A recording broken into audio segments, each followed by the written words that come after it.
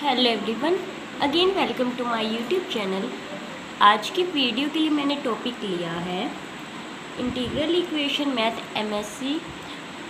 जो टॉपिक है, एक क्वेश्चन है, हमने एक प्रॉब्लम को सॉल्व करना है।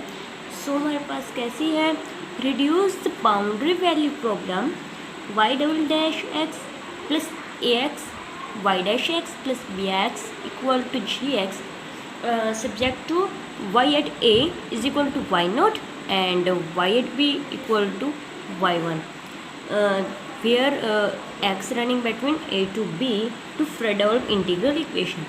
यानी कि हमें बाउंड्री वैल्यू प्रॉब्लम गिवन है, उससे हमने कन्वर्ट करना है फ्रेडहोल्म इंटीग्रल इक्वेशन में।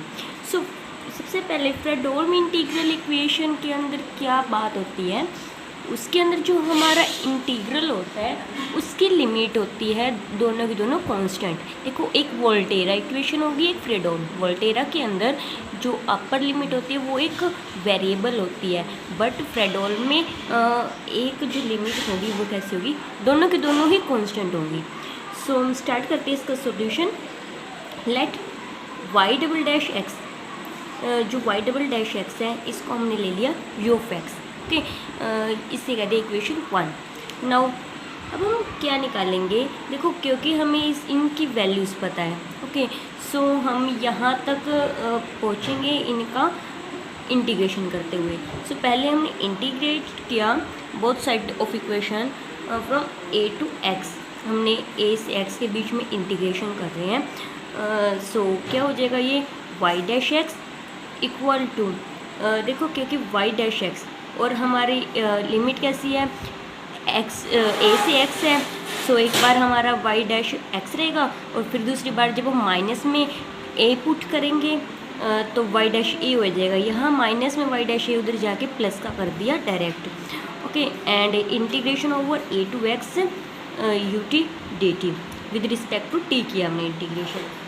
सो वेयर वाई डैश ए, देखो ये ए जो कि हमारा कांस्टेंट है। सो जब हम फंक्शन के अंदर हम ए पुट करेंगे तो ये भी कांस्टेंट हो जाएगा। सो हमारे पास ये अभी क्या है, अननोन है और हमें इसकी वैल्यू को फाइंड आउट करना है। So where y dash a is not prescribed yet. Now again integration करेंगे with respect to x from a to x. Okay, and applying the given boundary condition at x equal to A.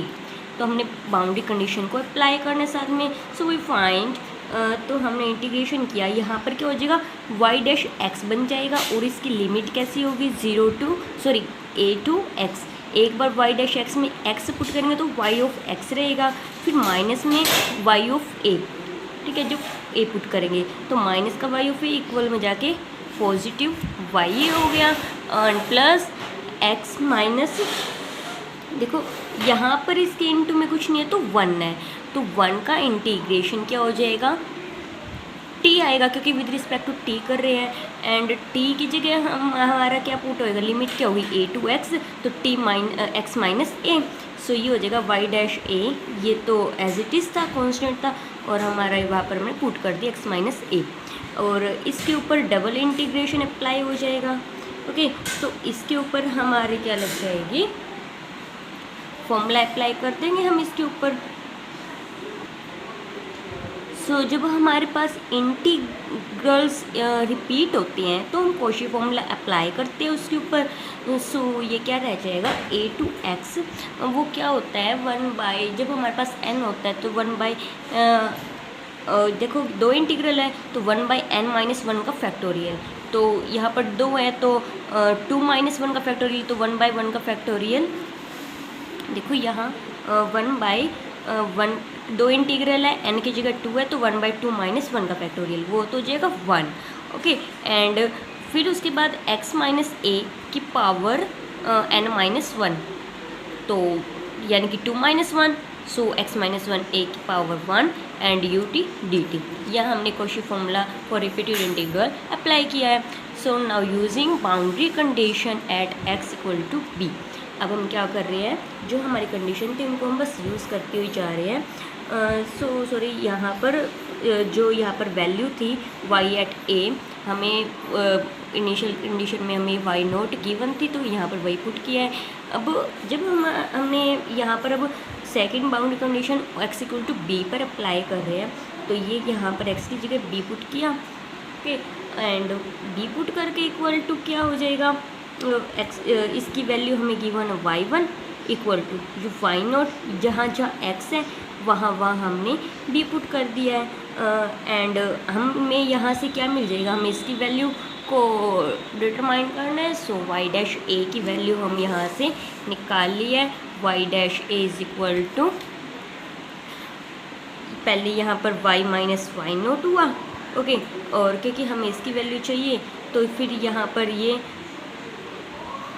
b minus a से divide करते रहे through out, means हमें इसको solve करके ये यहाँ पर माइनस में आया और फिर इसके साथ मल्टीप्लाई में है तो इससे डिवाइड हो गया। सो हमने इसको सॉल्व करके वाई डैश ए की वैल्यू फाइंड आउट कर दी है, एंड फ्रॉम 3 इससे हमें क्या मिला, यहाँ पर हम इसकी वैल्यू को पुट कर दिया, ओके, तो यहाँ पर हम वैल्यू को पुट कर रहे हैं, सो ये हो गया y naught plus x minus a, और यहाँ पर वाई डैश ए की वैल्यू जो कि है ये पुट कर दी है, एंड इंटीग्रेशन और running over a to b this, ये हमने एज इट इज़ सारा लिख दिया। और इसके अंदर इसलिए जो हमारी इक्वेशन थी, ये इक्वेशन इसको हम यू एक्स की फॉर्म में कैसे लिख सकते हैं, इसे तो हमने यू एक्स लेट किया था, और बाकी ये जो है इसके यहाँ पर सब्ट्रैक्ट में लिखे गए हैं, ओके, एंड सब्ट्रैक्ट में लिख के और यहाँ पर वाई डैश एक्स जो है उसकी वैल्यू यूज़ कर ली, and b x and y of x की वैल्यू जो हमने फाइंड आउट किया वो सब्स्टिट्यूट कर दी है, okay. So where u x equal to y double dash x, and so y of x can be determined in the particular form, यानी कि हमने जो वाई एक्स की वैल्यू यूज़ किया, हमने पीछे इक्वेशन को ही निकाली थी, वही से यूज़ किया है। अब यहाँ पर हमारे पास बाउंड्री वैल्यू पर यहाँ से हमारे देखो एक कॉम्प्लिकेटेड प्रोसीजर है, जहाँ पर हमें बाउंड्री वैल्यू प्रॉब्लम में फ्रीडम इंटीग्रल को फाइंड आउट करने के लिए यूज़ करना है। सो स्पेशल केस क्या है कि अगर a इक्वल टू 0 हुआ एंड b इक्वल टू 1 हुआ, तो वहाँ पर क्या होगा, देखो y ऑफ x क्या हो जाएगा, यहाँ पर जो हमने वैल्यूज़ पुट किया, देखो ये वैल्यूज़ तो पुट किया, लेकिन वो यहाँ पर हम वापस ही इतना लेंथी ना लिखने के बजाय हम यहाँ पर y डैश जो था x वही पुट किया है, और यहाँ पर y डैश a था तो a की जगह 0 आ जाएगा, ओके। यहाँ जो हमने यूज़ किया y x y naught x, y dash a था तो ए की जगह 0 आ गया, एंड ए टू एक्स था तो 0 to x, x minus t u to d t, okay. ये हमने जो इक्वेशन निकाली थी उसमें पुट किया है, मीन्स तो यहाँ पर जो वाई डैश 0 थी, यानी कि वाई डैश ए था, वाई डैश 0 की वैल्यू जो हमने पीछे निकाली है, बी को 1 पुट किया और ए को 0 पुट किया, तो यहाँ पर क्या था, b माइनस ए था तो 1 माइनस 0, तो y माइनस वाई नॉट बचा, और यहाँ पर 0 टू 1, क्योंकि a से b निकाली थी, a से b 0 to 1, 1 minus t u t d t, u t d t. So y minus y not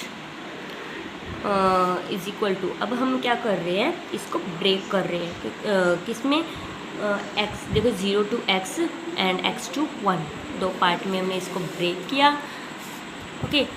so u of x,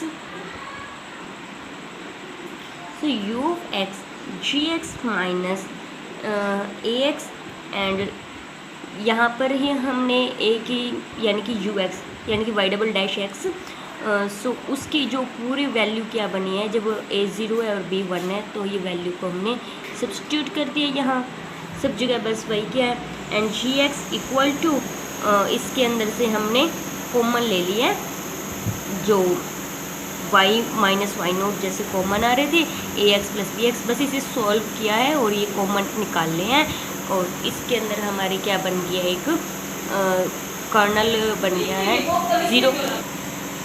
सो हमने इसको कंबाइन करके 0 to 1 कर्नल जो है k of x t u t d t. Okay, so यहाँ पर जो colonel है वो हमें क्या वैल्यू दे रहा है कि a x plus t time b x into 1 minus x. Okay, a x plus t time b x into 1 minus x. ये कब होगा, जब टी रन करेगा between 0 to x and return करेगा a x plus x into b x, या t था या x आएगा और रिटर्न करेगा इंटू 1 माइनस टी, और वो क्या होगा जब टी रन करेगा बिटवीन 1x to 1। तो इसलिए हमारी क्या सी लिमिट है 0 to 1 ली है, और वो क्या है कर्नल एक्स टी। और देखो यहाँ पर हमारी जो ये इक्वेशन निकली है पूरी, ये कैसी इक्वेशन है, इसके अंदर जो इंटीग्रल है 0 to 1 है, बोथ आर कॉन्स्टेंट। सो हमें फ्रेडहोल्म इंटीग्रल इक्वेशन के अंदर यही चाहिए था, which is our required solution. Thank you.